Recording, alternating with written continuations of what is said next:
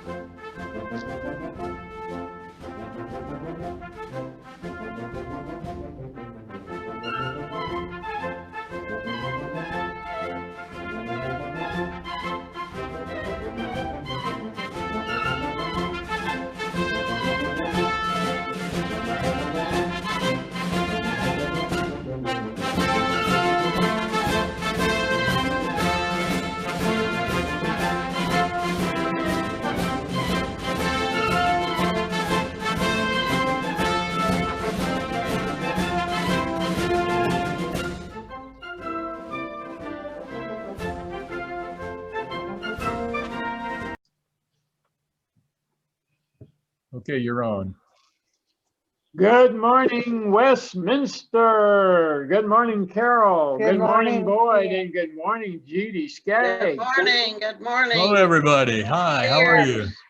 Yeah, everybody's good, I guess. Hey, I have a question for all of you.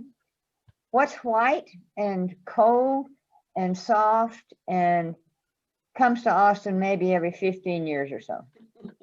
Is it a male or female? I can't tell by looking. Come I'm on, gonna you say, guys. I'm gonna guess snow. I'm gonna say you're right. You're right. Yeah. So what's your experience with snow, Boyd? Oh, well, when Kitty and I first married, we moved to Amarillo in the Texas Panhandle. I went to work for Phillips Petroleum Company there in their legal department. And the first winter that we were there, we had one of these late winter snowstorms, and it blew in and it started snowing on Friday night, and it snowed all day Saturday and all day Sunday. And when we woke up, got out of the house on Monday morning, there were 6-foot snow drifts. There was snow everywhere. I'd never seen so much snow in my life. And so we got out and we played in the snow and made snowmen. And another lawyer that lived next door also worked for Phillips. They came out and their kid, and we just had so much fun. And so around 2 or 3 o'clock in the afternoon, we got a call from the office, and they said, "Where are you?" And we said, "Well, we're snowed in." And they said, "No, you're not. You're not snowed in. Everybody else is here. So get yourself on down here." So by 4 o'clock, we had to go to the office. So that was my introduction to a Panhandle snowstorm. What looked like a completely impenetrable blizzard to us was just another day in Amarillo. Well, You have a snow story, Ken, don't you? Don't you have a snow story? Well, when I was in Washington, we had a blizzard much like yours. I was a student in Washington, but I had a job at the Capitol Senate office building as a guard. And we had one of those really, really horrible snows, and there's no traffic. And it was at night, and I was getting ready to go home. They let us all go home a little early. And I was going out, I had a little TR3. I don't know if you know, that's a little sports car, 2-seater. Yeah. And I was going out the door, and Senator Hubert Humphrey came running and says, "I got to catch a train and I can't get a cab. I can't get a ride. What can I do?" I said, "Well, come on, I'll take you." So he managed to get his briefcase and his overnight case and squeeze into this damn little car. And we drove down to Union Station, not that far. there wasn't a single car or anywhere. It was just all this snow, but the little car didn't have trouble. So we drove into the station. He said, keep going, keep going. So then we drove onto the passenger platform and we're passing up passengers who were getting off the train. And he got there just in time to take the New York Central as it was pulling out of the station. And so that was my story. And I asked him about it when he was in Austin, when he was running for president sometime later. He said, you know, I just don't remember anything about that. Anyway. What a politician. You think he would pretend to not remember anyway. Right. What about when you, I Carol? think of snow, I remember a time some years ago when we were at our Colorado house with kids and grandkids after Christmas, and we had a good snow there. So I said, y'all go outside and do something, play in this. You know, we're from Texas, don't see it much. They went out there and they started building a snowman. And I thought, well, that's a great thing for them to do. And I kept trying to walk out and they said, no, don't come out yet. Don't come out yet. And they kept building it. And finally they came out and they all grins and they said, okay, come look. And I went out there and they were all giggling. They're all about teenagers then, the grandkids were.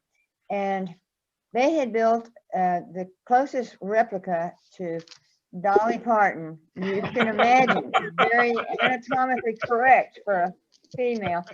And I mean, it really, you could tell it was Dolly Parton immediately.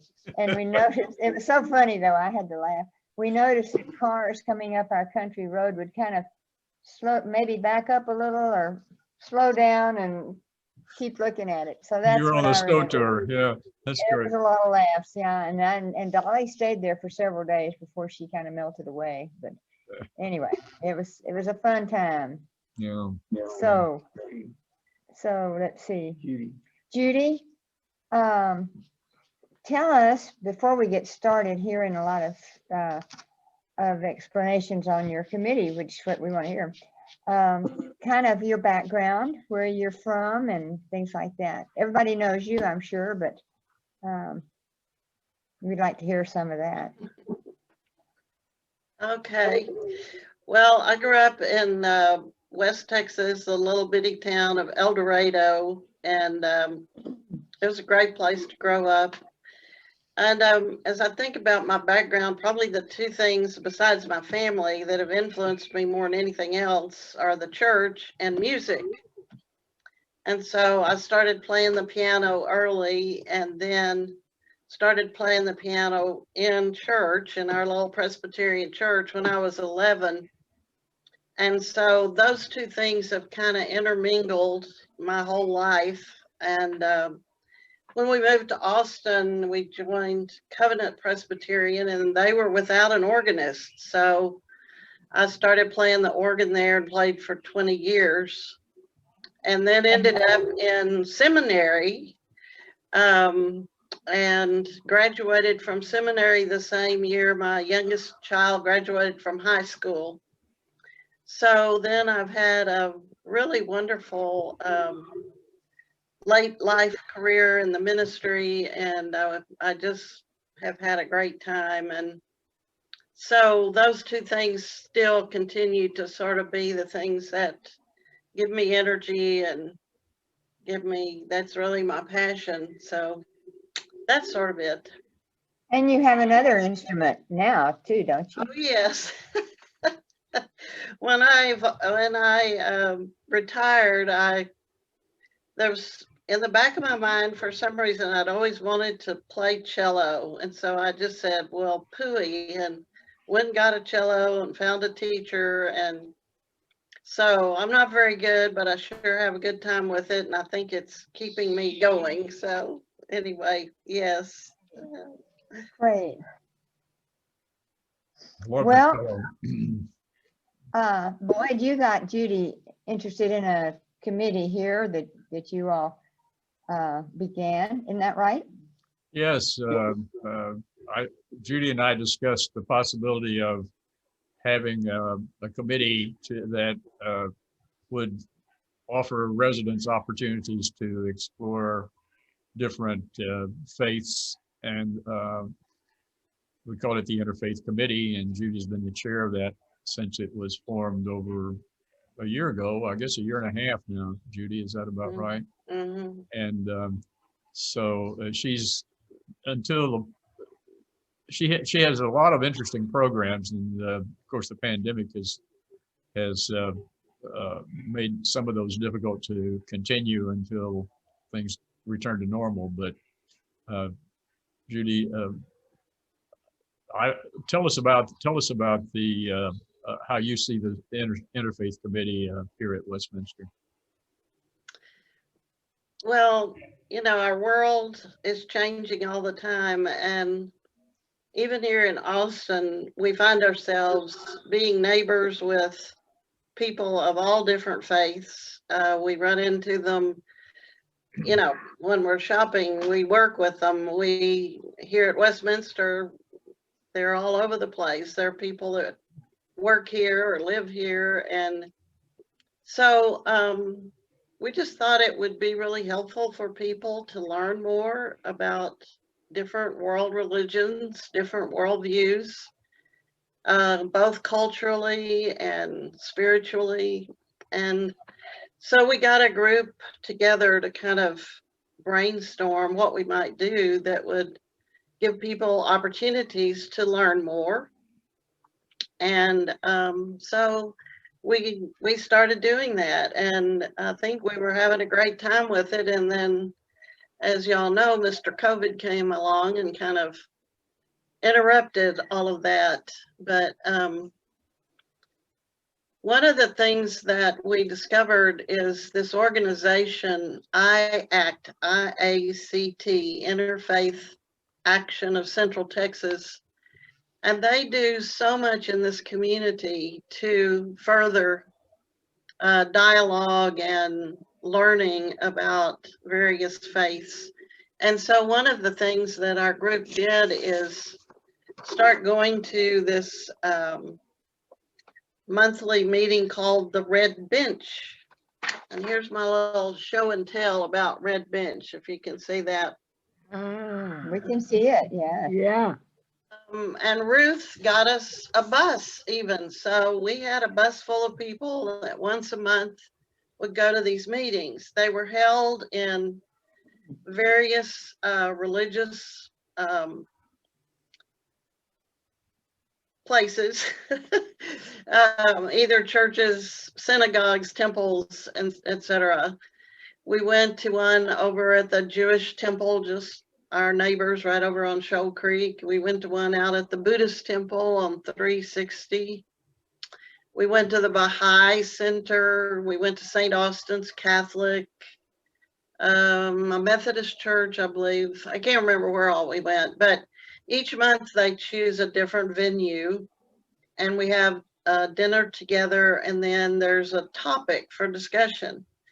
And some of the topics are really deep, about race relations or interdenominational things. And then some would be a little lighter, like one night we discussed aging. Now we all had something to say about that, I guess. But That's a very ecumenical topic, I'm it's sure. a very ecumenical topic. But you sit at tables and there'll just be a variety of people there with all sorts of faith traditions or no faith tradition. People are welcome no matter what. And you just hear from different points of view about the particular topic for the night. And it's very orderly the way they have you do your discussion. So we were really enjoying that. And then all of a sudden we couldn't go anymore. If any of you are interested, the Red Bench is still meeting virtually once a month. I think there's one next Tuesday night. And you just have to go to the IACT website, and it will direct you to that if you are interested in trying it out online. Do you happen to know what the topic is for next week? I don't. I should, but I'm sorry, I don't know. They're that. usually pretty topical. Yeah, yeah. I know the one I went to, I believe was right, it was during some of the protest, Black Lives Matter Mhm. protests. And so Mhm. we had a discussion of, I can't remember how the topic was phrased, but it was something like tolerance or Yes, tolerance yes. and understanding. Mhm. And I sat at the table with people, of course, I didn't know, and they were all from different religious backgrounds. People who, were Indian or Pakistani or, and then Presbyterians and Methodists. So Mhm. there was a mixture, and I think I enjoyed hearing people's views on the topic. And then we had a summary. It was very well organized, and I think the police chief was there, and there was some. It was really a meaningful experience for me. Judy, what was the relevance of the name Red Bench? What did that mean? Oh, yeah. Well, many of you know the name Betty Sue Flowers. UT. It was a UT forever, and Betty Sue is the one that came up with the idea of a red bench, and so they stole it from her. But she just said the red bench means you're ready for a serious conversation. And she said every building in town ought to have a red bench out front. Every office building, school building, hospital, retirement center, whatever. And if you sit on the red bench, that means you're ready to talk about something serious. And so IACT took her words, and that's where they got the name for this. So Very it's pretty interesting. fun to think about anyway, that somebody like Miss Flower, Dr. Flowers would come up with that. So I think maybe some of the benches we have in the front here promote that, because I will see Mhm. somebody from Westminster sitting there and somebody else come up and sit next to them. So mhm, it's a Yeah, great concept. yeah. So if you sit on the red bench, that means I'm ready to have a serious conversation. Who That's chooses the right. topic? How does that work? That's right. Well, this little thing I showed you says interfaith conversations that matter. So perhaps that's also another way of defining what the organization does, is they bring up topics that would be apropos to any faith or no faith, Ken, I think when we were talking, you said, what did I see as something common to every religion? And I think there's a lot in common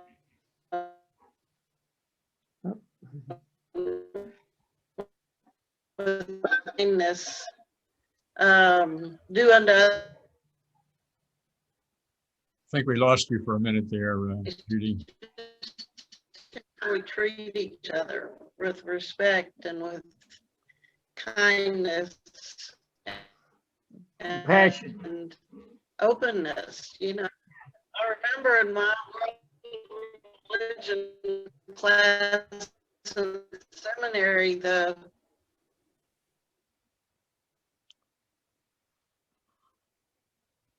Well, We lost you for a minute there, Judy.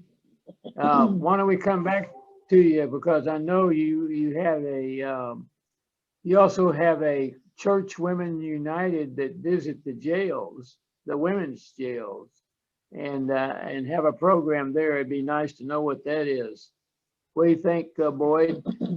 yeah. Judy, can you hear us? Well, Something about this program. yeah, there is. It was going very well too, I thought.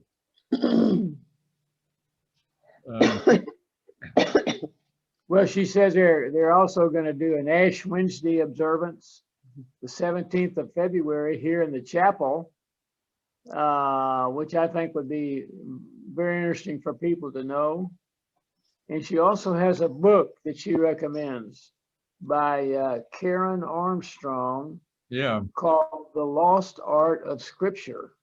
And this particular book was featured on TED Talks.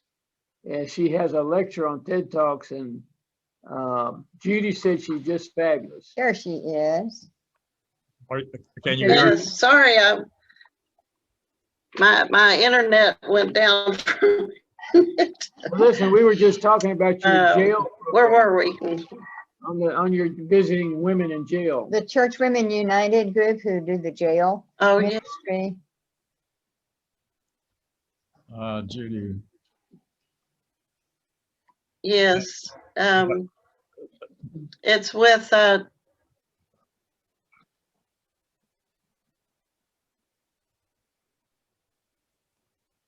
So,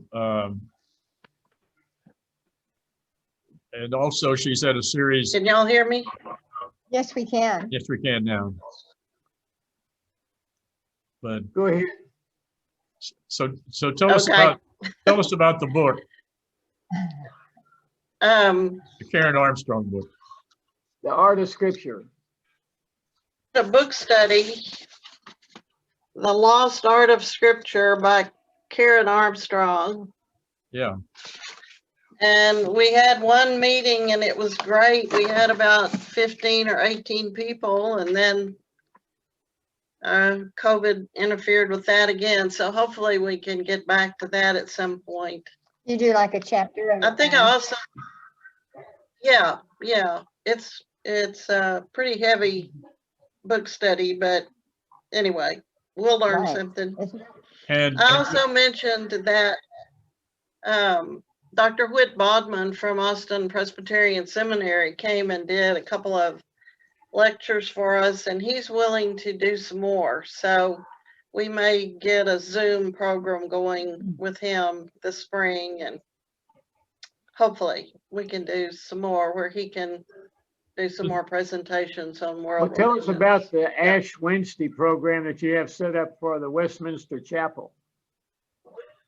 Well, I guess that's not going to happen Oh, now that we're shut down again. Unfortunately, we were hoping to do a very ecumenical Ash Wednesday service on the 17th of February. So we're just on hold for that. Thank you for asking, though. Well, we'll keep on it. so, Yeah. And just for new people, just so you know, under ordinary circumstances, there's several groups that meet monthly. There's a Methodist group, an Episcopal group that usually has communion, Catholic communion, Presbyterian fellowship. There's a Jewish Shabbat that's once a month. And then we have Vespers, which is for anybody on Sunday afternoons at 4. And we're going to try to keep that going, even though we aren't going to be able to have outside preachers for a while. And that's So in the chapel, right? tune in to 8:90. Is that in the chapel, all of those different? I think groups? they're all in the chapel. And of course, Vespers is on 1890 at 4 o'clock on Sunday. Yeah. Are you preaching? Are you preaching at Vespers? Yeah. As of this recording, I will have preached yesterday. Oh, that's too much for us to figure How did it out. go? Yeah, I thought you did great. Oh, it was great. It That was was really great, yeah. Yeah, you were wonderful, Judy. Well, I'm sorry we had that interruption, but well, I am too. I just want to say on behalf of all of us that we appreciate all the hard work you're doing and the leadership role you've taken here, because I think it's important for the residents to have an opportunity to learn about other faiths and to find the similarities that we all have as human beings, and no matter what our what religion we profess. As you said a moment ago, there are more similarities than there are differences between us all. Right. absolutely. Well, thank you, Judy. We really appreciate your sharing all that information with us. And We're glad to know about the Vespers program. And what else is going on, Boyd? Well, tonight, there's a panel on channel 18 on 1890 at 7 o'clock about the craft of writing fiction, and I'm moderating that program. And Janice Scheffelman and Carol Sykes and Jim Simons are panelists, and we just talk about why people write fiction, how you get started, how you go about it, and what some of the pitfalls are and what some of the tricks are of the trade. So I hope that anybody that's interested in writing fiction will tune in. And we also are making a pitch for people, for writers to dust off the manuscripts they have in their desk drawer and look at them for the fall edition, for the spring edition, spring of 2021 of the Writer's Journal, because there's an opportunity there to see your work in print. Ken, I know you've had a couple of really great stories in the Writer's Journal. And that's at 7 o'clock tonight, right? That's right, 7 o'clock. And then there are good movies all week. Godfather Part 3. I think you probably need to see Godfather Part 1 and 2, but maybe not. There's a great movie, The Devil Wears Prada, if you remember that. And then there's a movie, the musical Oklahoma, which has some really great music in it despite its title. And then on Thursday at 1 p.m., here's a program that you do not want to miss, Ken, as a restaurateur and being so knowledgeable about food and food preparation. It's you want me to tell you what it is? Sure. Yeah, well, it's the the Armchair Astronomers program at 11 o'clock this coming Thursday, and its title is Cannibals in Astronomy, What's for Lunch? Yeah. Tell me your joke. Well, I have a one-liner for that. The cannibals were sitting around the fire eating their supper, and one of them said, I thought Aunt Mary was coming. We're having her over for lunch. I thought we were having Aunt Mary for dinner. Lunch, yeah. And the other one said, we are. Okay, it doesn't get any worse, so I guess we should shut down here. All right, well, I guess we've come to the end of our time. Judy Skaggs, we really appreciate your being with us today. Thank you for suffering through all the perils of recording at Westminster, but we really thank you again. And thank you, Judy, and for all your work. We really appreciate you. Oh, yeah. Thank you. goodbye, everybody. Goodbye. Goodbye.